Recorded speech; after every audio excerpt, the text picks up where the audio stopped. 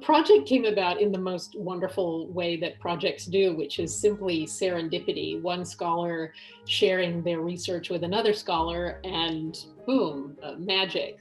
The spatial medium of maps is actually a medium that helps us to also explore time. So when we think about maps, we think of documents that let us understand space. But the book shows that, in fact, these very spatial documents and images are often really interesting and ingenious explorations of time and change through time.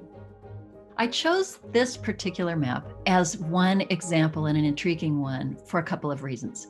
So this is a crude, colorful, almost a political cartoon of a map.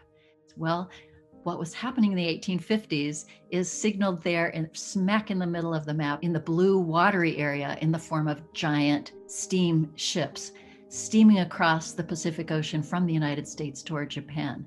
This was the really new development that shocked the Japanese into a whole new level of urgency of grappling with global geography. So there are actually all kinds of notations on the map about distances, and one could extrapolate times to get across this massive body of water that for a couple of hundred years the Japanese had envisioned as protecting them like a moat, but that all of a sudden seemed like the moat was no protection at all.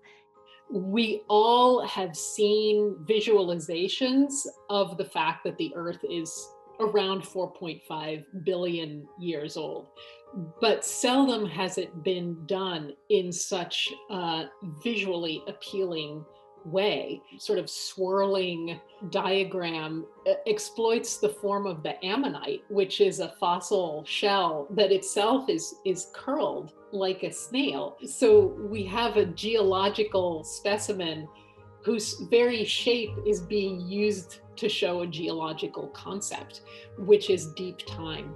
And you can compress a lot of geological change within this circle that culminates in the present that is at the very front of the image. And what I love about the culmination of all of the history of life on Earth, at least according to this visualization, is that it culminates in a surfer dude, if you look really, really closely. So what I love about it, aside from its objective physical beauty, is that it is a marvel of compression. A lot of debates can be sidestepped, and we are simply given a beautiful, compact unfolding of the history of life on the planet Earth.